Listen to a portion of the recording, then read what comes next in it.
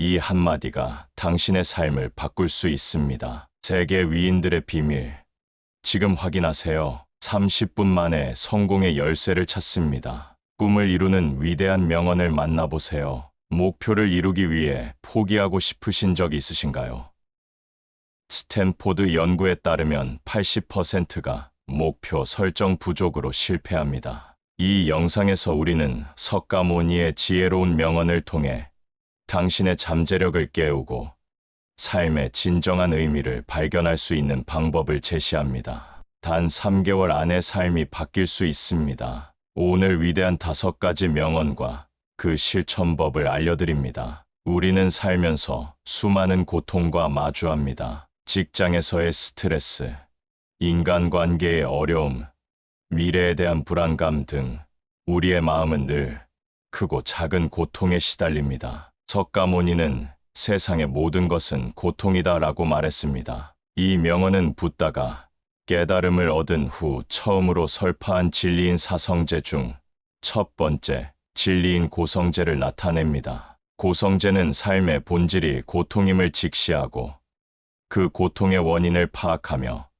고통에서 벗어나는 길을 찾는 것이 중요하다고 가르칩니다. 예를 들어 한 40대 직장인 김 대리는 매일 아침 출근길이 두렵습니다. 프로젝트는 끊임없이 주어지고 상사의 기대치는 높아만 가는데 아무리 노력해도 만족스러운 결과가 나오지 않는다는 생각에 번아웃이 찾아왔습니다. 그는 자신의 노력에도 불구하고 인정받지 못하고 동료들과의 경쟁 속에서 외로움을 느낍니다. 이러한 상황은 단순히 육체적인 피로를 넘어 정신적인 고통으로 이어집니다. 국제노동기구의 보고서에 따르면 직무 스트레스는 전 세계적으로 심리적 장애 발생률을 30% 이상 증가시키는 주요 원인 중 하나라고 합니다. 이처럼 고통은 우리 삶에 피할 수 없는 부분입니다. 하지만 석가모니는 고통을 단순히 부정적인 것으로 보지 않았습니다. 오히려 고통을 통해 삶의 본질을 이해하고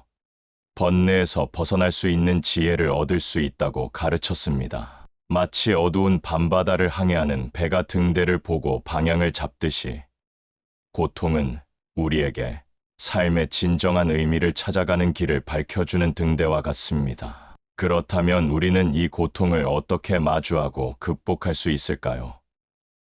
붓다는 모든 고통은 무지에서 비롯된다고 말했습니다. 이는 우리가 삶의 본질과 고통의 원인을 제대로 이해하지 못하기 때문에 고통받는다는 의미입니다. 우리가 고통의 본질을 이해하고 받아들인다면 우리는 그 고통에서 벗어날 수 있는 길을 찾을 수 있습니다.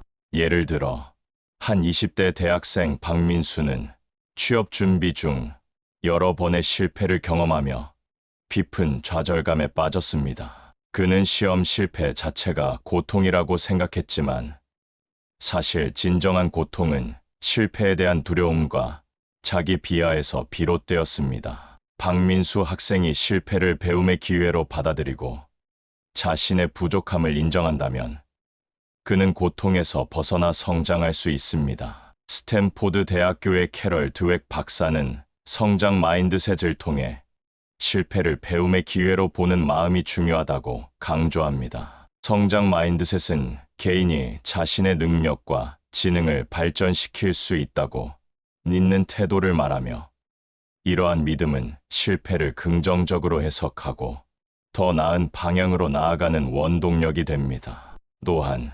심리학자들은 고통 회피가 오히려 고통을 심화시킨다는 연구 결과를 발표하기도 했습니다. 고통을 외면하거나 억누르기보다 그 존재를 인정하고 왜 그런 감정이 드는지 탐색하는 것이 중요합니다. 이처럼 고통을 인식하고 그 원인을 탐색하는 것은 변화의 첫걸음입니다. 고통을 회피하기보다는 그 안에 담긴 메시지를 읽어내려는 노력이 필요합니다. 이러한 관점의 전환은 고통을 단순히 견뎌야 할 대상이 아닌 자신을 더욱 깊이 이해하고 성장할 수 있는 기회로 만듭니다. 우리는 고통 속에서 삶의 깊은 의미를 발견하고 그를 통해 더욱 단단한 내면을 가꿀 수 있습니다. 한 유명한 작가는 젊은 시절 극심한 슬럼프와 창작의 고통에 시달렸습니다. 그는 자신의 글이 세상에 쓸모없다고 여기며 절망했습니다. 하지만 석가모니의 가르침을 접하고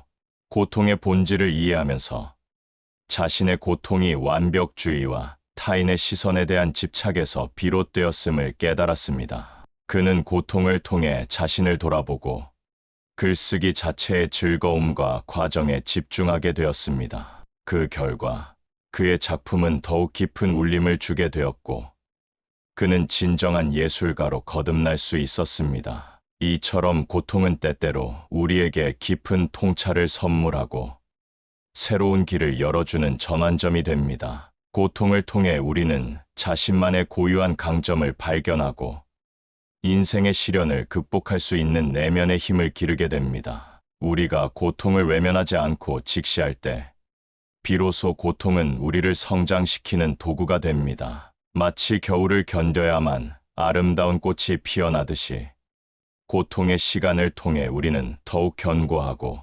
아름다운 존재로 변화할 수 있습니다. 지금 이 순간 당신이 가장 큰 고통으로 느끼는 것은 무엇인가요?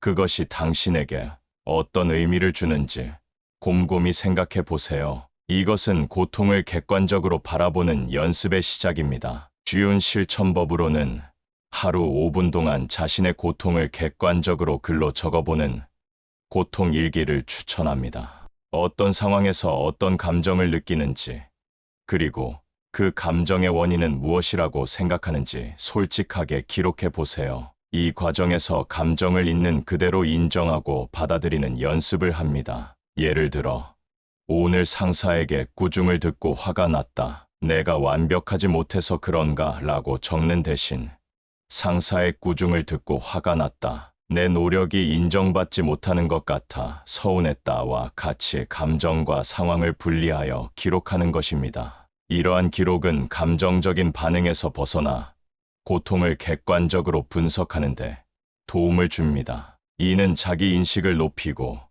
고통의 근원을 더욱 명확하게 이해하는데 필수적인 단계입니다. 이러한 연습을 꾸준히 한다면 당신은 자신의 감정에 휘둘리지 않고 고통을 다루는 능력이 향상되는 것을 느낄 수 있을 것입니다. 심화 실천법으로는 일주일 동안 매일 10분씩 명상을 통해 자신의 고통을 관찰하는 마음 챙김 명상을 시도해 보세요. 고통스러운 감정이 올라올 때 그 감정을 판단하지 않고 그저 바라보는 연습을 통해 고통으로부터 한 발짝 떨어져 바라보는 연습을 합니다. 예를 들어, 불안한 감정이 들 때 그 감정 자체를 불안함이라는 이름으로 인식하고 내 몸의 어디에서 이 감정이 느껴지는지, 어떤 형태로 느껴지는지 마치 구름을 바라보듯 관찰하는 것입니다.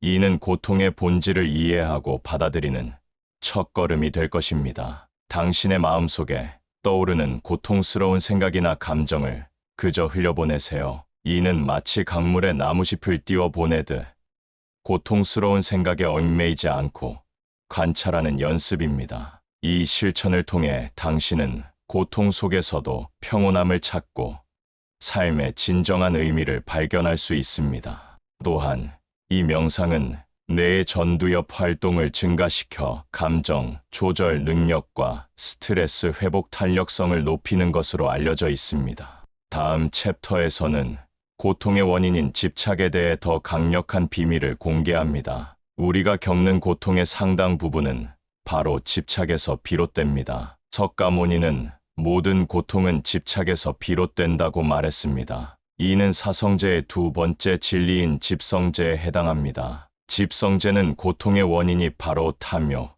성냄, 어리석음과 같은 번뇌, 즉 가래에 대한 집착임을 설명합니다. 예를 들어, 한 사업가가 성공에 대한 강한 집착으로 인해 밤낮 없이 일하며 건강을 해치고 가족과의 관계까지 소홀히 한다고 가정해 봅시다. 그는 돈과 명예를 얻었지만 공허함과 불행을 느낍니다. 이는 성공이라는 결과에 대한 집착이 오히려 그를 더 큰 고통으로 이끌었기 때문입니다. 예일대학교의 심리학 연구에 따르면 물질적 성공에 대한 과도한 집착은 오히려 행복감을 저해하고 불안과 우울감을 증가시키는 경향이 있다고 합니다. 이처럼 우리가 무언가를 강하게 소유하려 하거나 특정 결과에만 매달릴 때 우리는 고통의 사슬에 갇히게 됩니다. 집착은 마치 손에 꽉 쥔 모래와 같습니다. 강하게 쥘수록 모래는 손가락 사이로 빠져나가고 결국 아무것도 남지 않게 됩니다. 석가모니는 욕망을 버리는 것이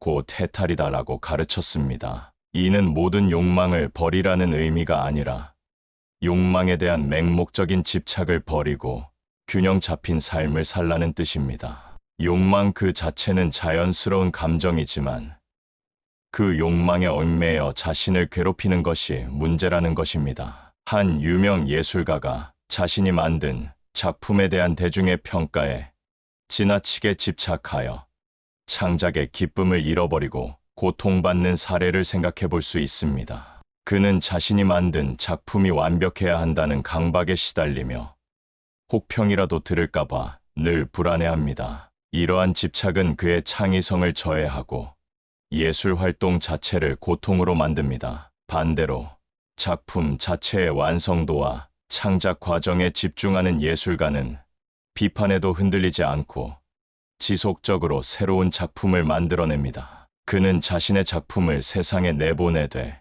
그 결과에 초연한 태도를 보입니다. 이러한 태도는 그를 집착에서 벗어나 자유롭게 창작할 수 있도록 돕습니다. 우리가 어떤 것에 집착하고 있는지, 그 집착이 우리에게 어떤 고통을 안겨주고 있는지 깊이 성찰해 볼 필요가 있습니다. 지금 이 순간, 당신을 가장 괴롭히는 집착은 무엇인가요?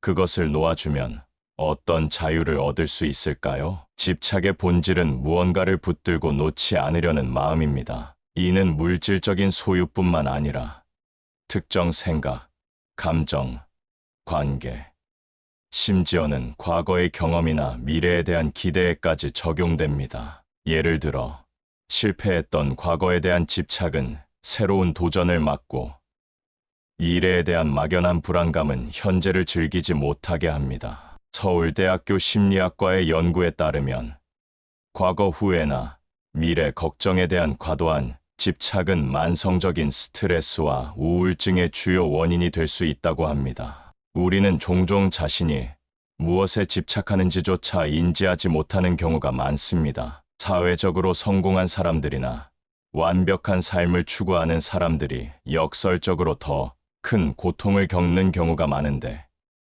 이는 그들이 자신의 이상적인 모습에 대한 집착에 갇혀 있기 때문입니다. 그들은 자신을 끊임없이 몰아세우고 작은 실수에도 자책하며 타인의 시선에 지나치게 신경 씁니다. 석가모니는 이러한 집착을 얽매임이라고 표현하며 이러한 얽매임에서 벗어날 때 비로소 진정한 자유를 얻을 수 있다고 가르쳤습니다. 집착을 놓아준다는 것은 포기를 의미하는 것이 아닙니다. 그것은 오히려 자유와 성장을 의미합니다. 마치 새가 둥지를 떠나야 더 넓은 하늘을 날 수 있듯이 집착을 놓아줄 때 우리는 새로운 가능성과 기회를 마주할 수 있습니다. 한 젊은 창업가는 자신의 아이디어에 대한 강한 집착으로 인해 초기 투자 유치에 계속 실패했습니다. 그는 자신의 아이디어가 완벽하다고 믿었기에 타인의 피드백을 받아들이지 못했고 실패의 원인을 외부에서 찾으려 했습니다. 하지만 멘토의 조언을 통해 자신의 아이디어에 대한 집착을 내려놓고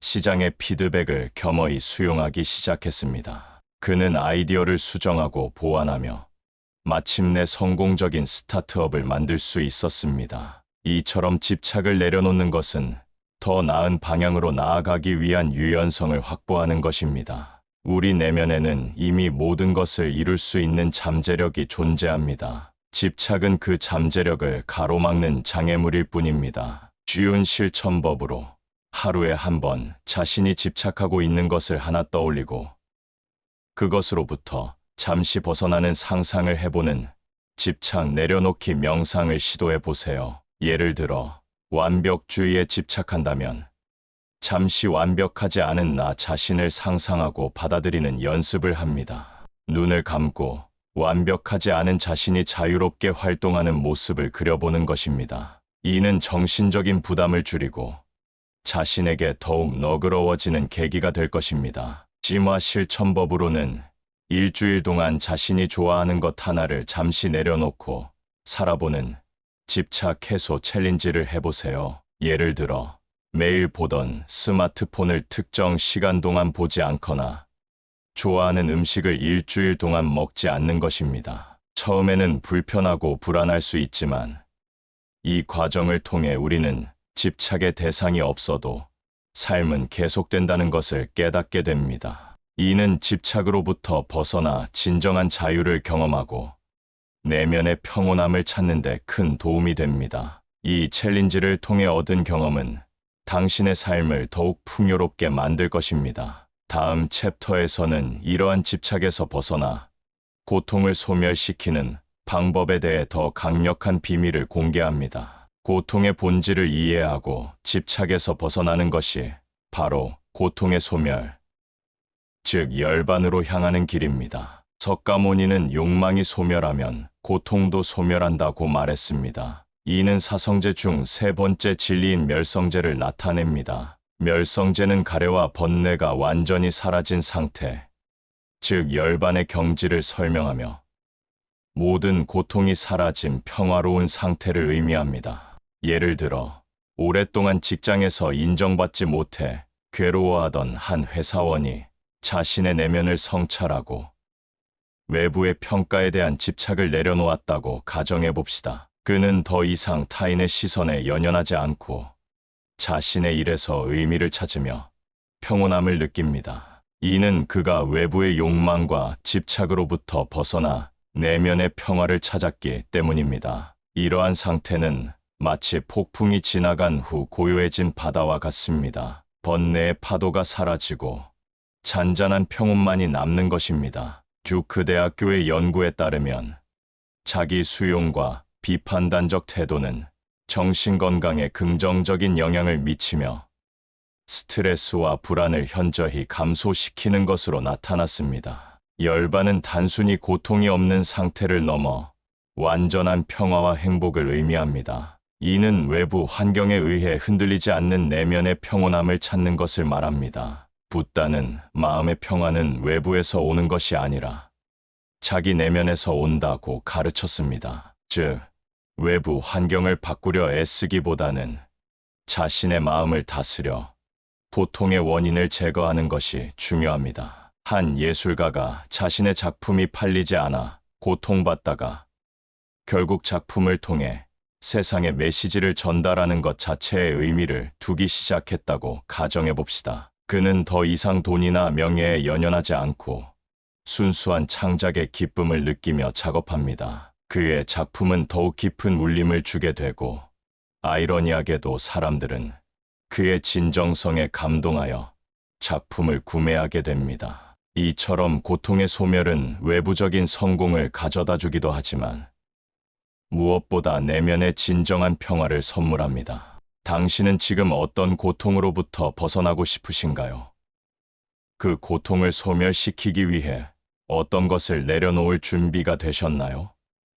이 순간, 당신의 마음속 평화를 떠올려 보세요. 열반의 길은 우리의 일상 속에서 작은 변화들을 통해 시작됩니다. 현대 사회에서 많은 사람들이 SNS의 비교와 경쟁 속에서 불안감을 느낍니다. 타인의 화려한 삶과 자신을 비교하며 좌절하고 좋아요, 수에 집착하며 자신의 가치를 평가하곤 합니다. 이러한 집착은 끝없는 고통으로 이어집니다. 하지만 만약 우리가 SNS에서 타인의 삶을 보며 자신에게 집중하는 마음을 갖는다면 어떨까요?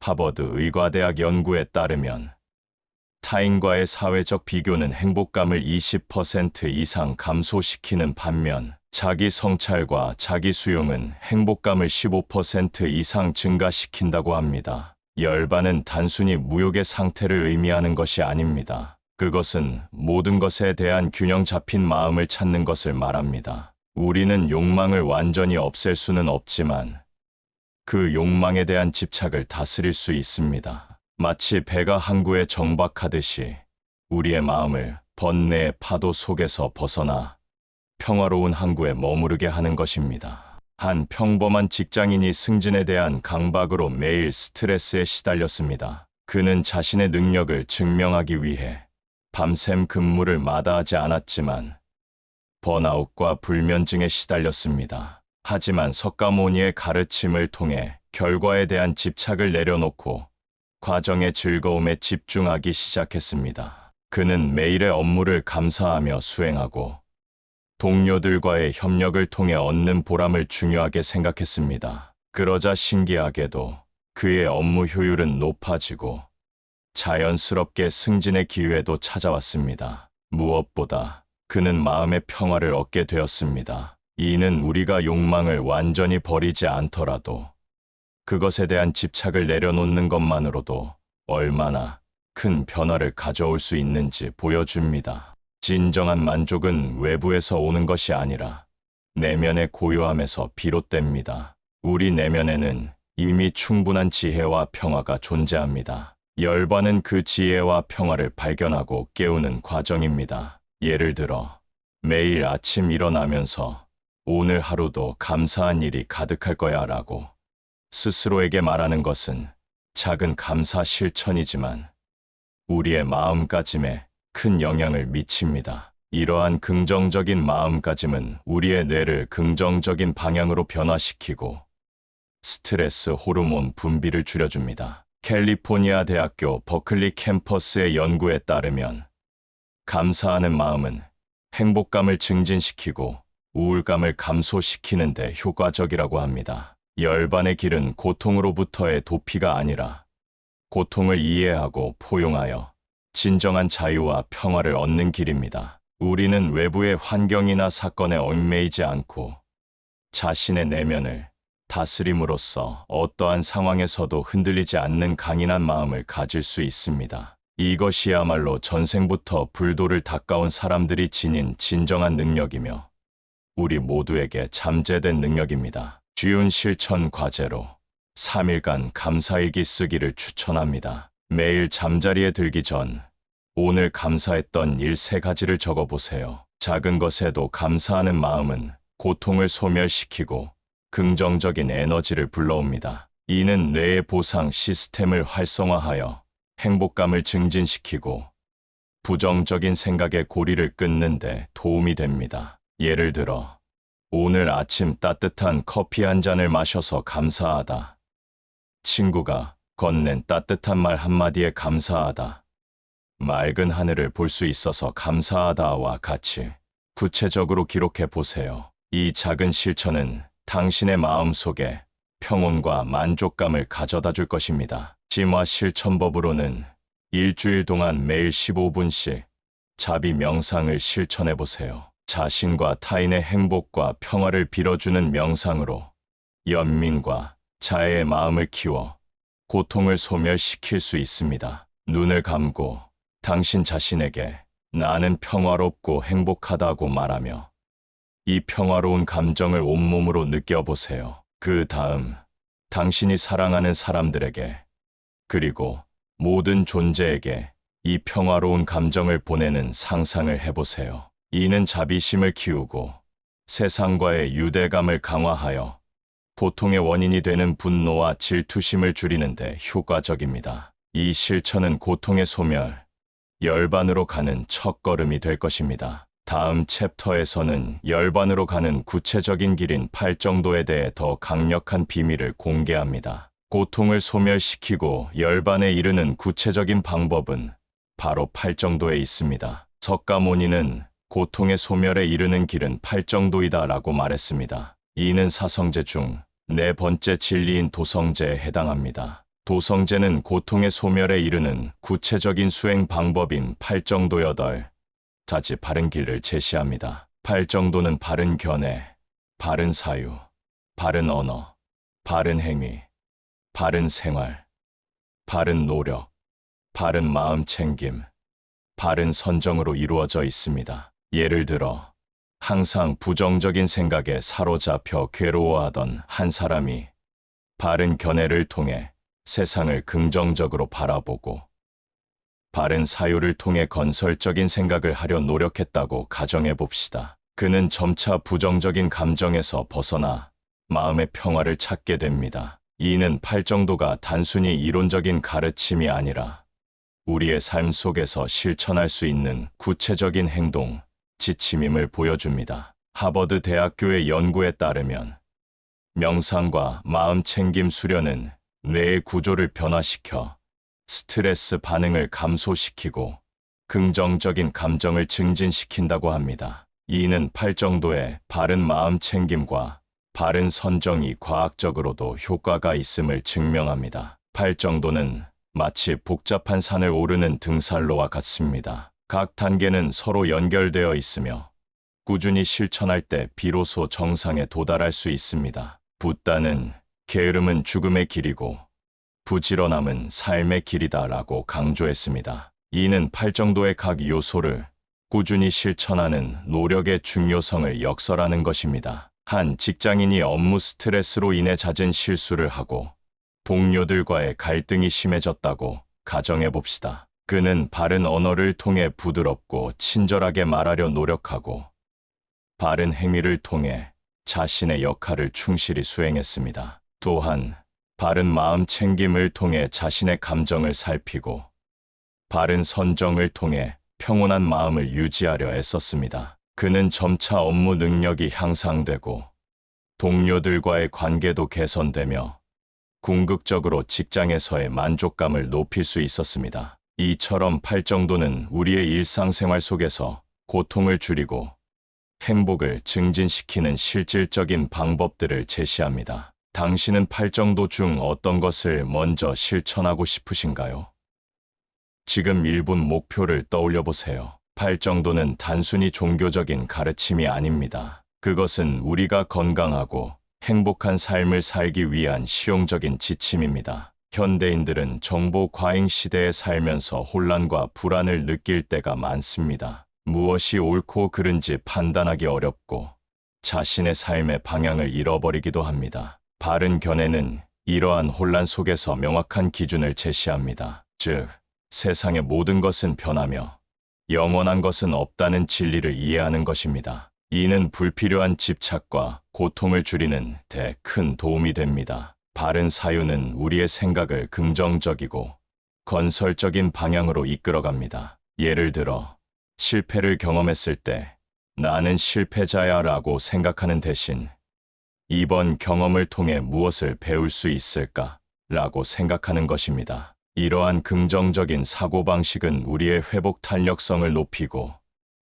어떤 어려움 속에서도 다시 일어설 수 있는 힘을 줍니다. 미국 심리학 협회의 연구에 따르면 긍정적인 사고방식은 면역력을 강화하고 수명을 연장하는 데 긍정적인 영향을 미친다고 합니다. 바른 언어는 우리의 삶과 관계에 지대한 영향을 미칩니다. 우리는 말 한마디로 타인에게 상처를 줄 수도 있고 큰 위로를 줄 수도 있습니다. 부드럽고 친절한 언어는 긍정적인 관계를 형성하고 우리 자신에게도 긍정적인 영향을 미칩니다. 예를 들어, 직장에서 동료를 비난하는 대신 건설적인 피드백을 제공한다면 이는 팀워크를 향상시키고 생산성을 높이는 데 기여합니다. 바른 행위는 우리의 행동이 타인과 세상에 미치는 영향을 고려하는 것입니다. 정직하고 자비로운 행동은 우리 자신뿐만 아니라 사회 전체의 행복을 증진시킵니다. 한 30대 프리랜서 이지혜 씨는 늘 마감 기한에 쫓겨 스트레스를 받았고 건강도 나빠졌습니다. 하지만 팔정도의 가르침을 접하고 바른 생활을 실천하기 시작했습니다. 불규칙했던 수면 시간을 규칙적으로 바꾸고 건강한 식단을 유지하며 매일 아침 가벼운 운동을 했습니다. 이러한 변화는 그녀의 몸과 마음을 건강하게 만들었고 업무 효율도 크게 향상되었습니다. 이처럼 팔정도는 우리의 일상생활 속에서 고통을 줄이고 행복을 증진시키는 실질적인 방법들을 제시합니다. 바른 노력은 꾸준함과 인내를 의미합니다. 어떤 목표를 달성하기 위해서는 꾸준한 노력이 필수적입니다. 좌절하거나 포기하고 싶은 순간이 찾아올 때 바른 노력은 우리를 다시 일으켜 세우는 힘이 됩니다. 한 50대 가장 박영호 씨는 젊은 시절부터 꿈꿔온 그림, 그리기 취미를 시작했습니다.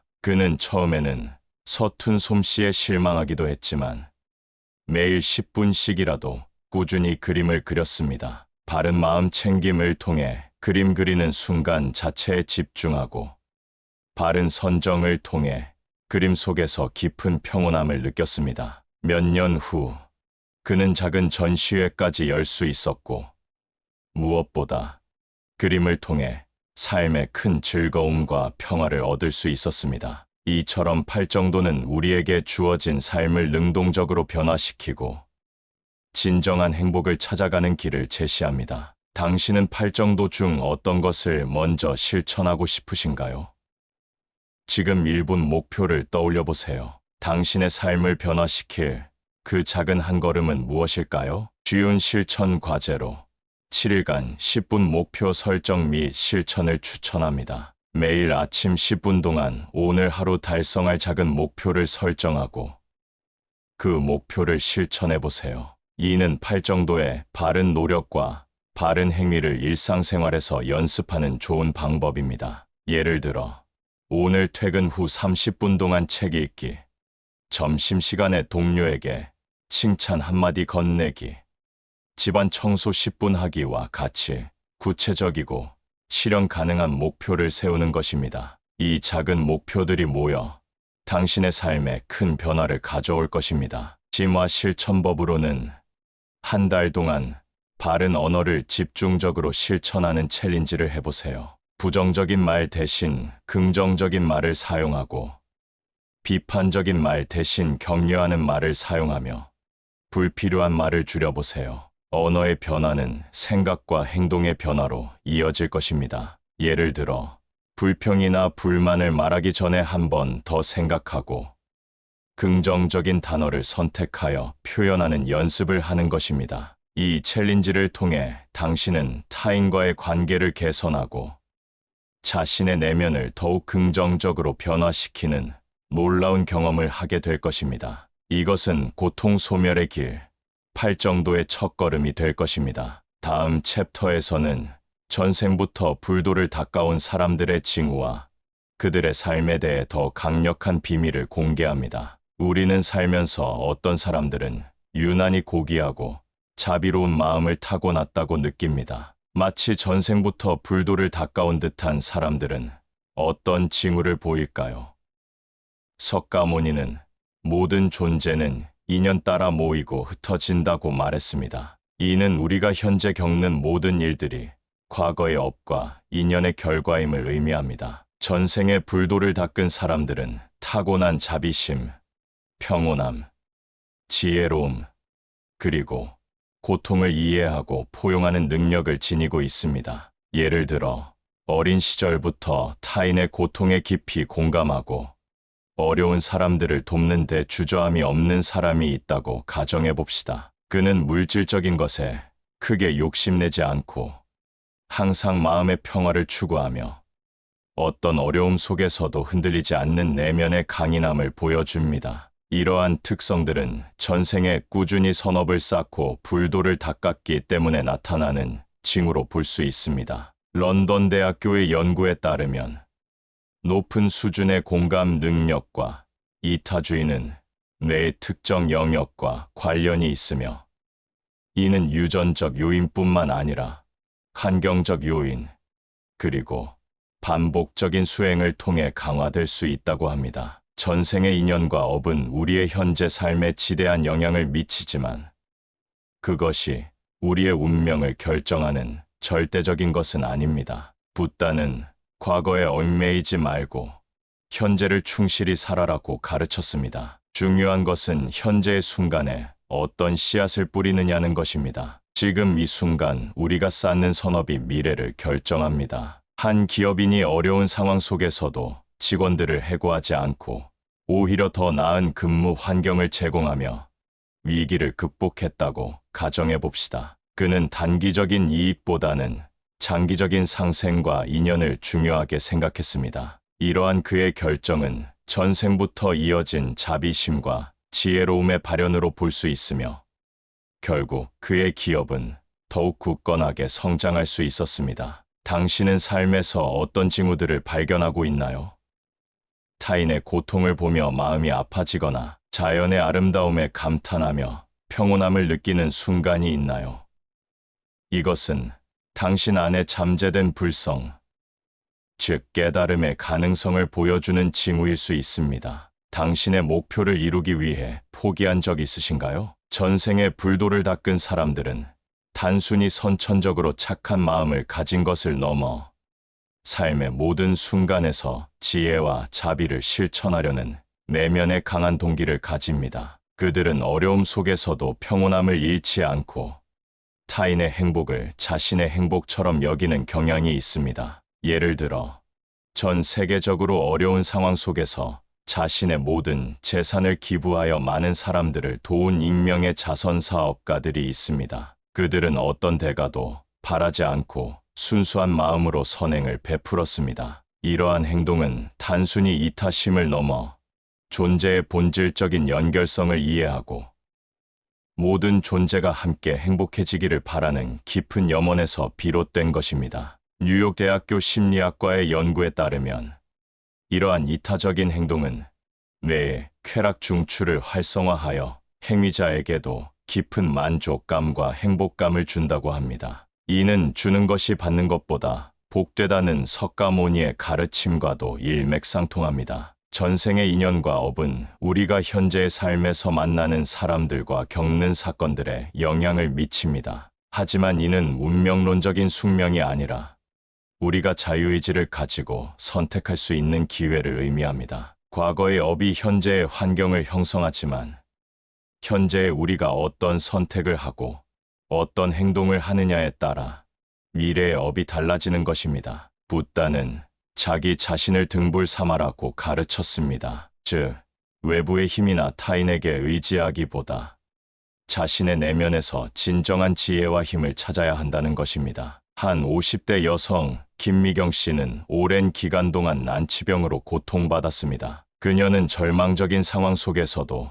불도를 닦으며 마음의 평화를 찾으려 노력했습니다. 그녀는 고통을 피하려 하지 않고 고통 그 자체를 받아들이고 관찰했습니다. 또한 그녀는 자신과 같은 어려움을 겪는 환자들을 돕기 위해 봉사 활동을 시작했습니다. 그녀의 따뜻한 마음과 긍정적인 태도는 많은 사람들에게 큰 감동과 희망을 주었고, 아이러니하게도 그녀의 병세는 차츰 호전되었습니다. 이처럼 전생부터 불도를 닦아온 사람들은 어떤 어려움 속에서도 좌절하지 않고 오히려 그 어려움을 통해 더욱 빛을 발하는 존재들입니다. 그들은 자신만의 방식으로 세상에 긍정적인 영향력을 전파하며 주변 사람들에게 희망과 영감을 줍니다. 당신은 삶에서 어떤 징후들을 발견하고 있나요?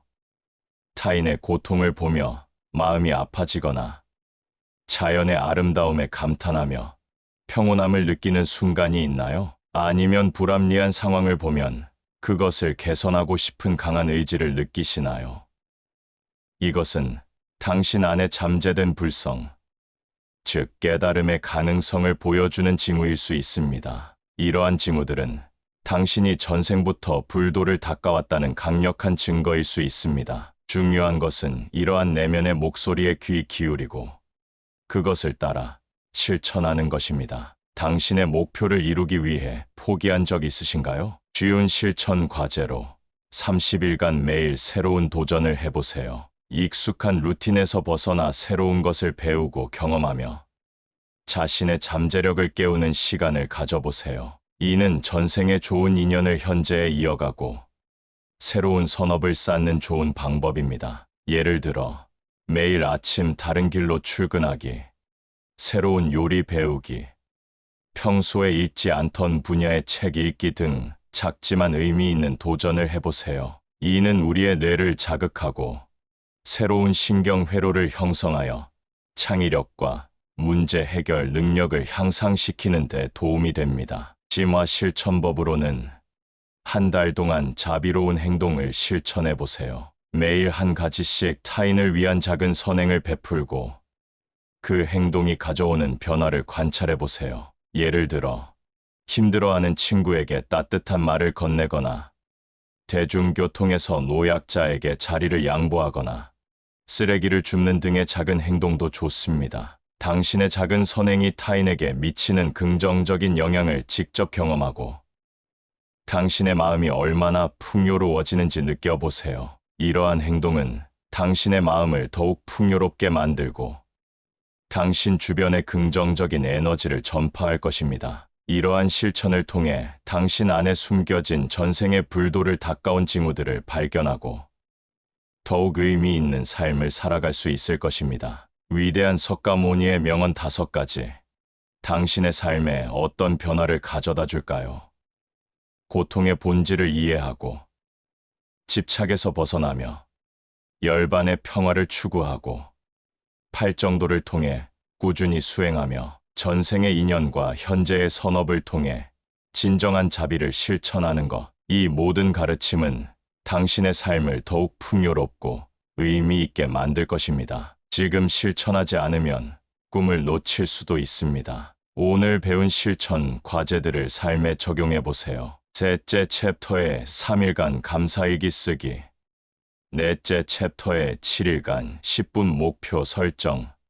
그리고 다섯째 챕터의 30일간 매일 새로운 도전을 통해 당신의 삶에 긍정적인 변화를 시작하세요. 당신의 작은 실천이 모여 당신의 삶을 변화시키는 큰 힘이 될 것입니다. 포기했던 순간을 위대한 명언 챌린지로 공유해 주세요. 당신의 이야기는 많은 사람들에게 영감을 줄 것입니다. 구독하시면 위대한 명언을 매주 받아보실 수 있습니다. 다음 영상에서는 리더십에 대한 위대한 명언들을 통해 당신의 잠재된 리더십을 깨우는 방법을 알려드립니다.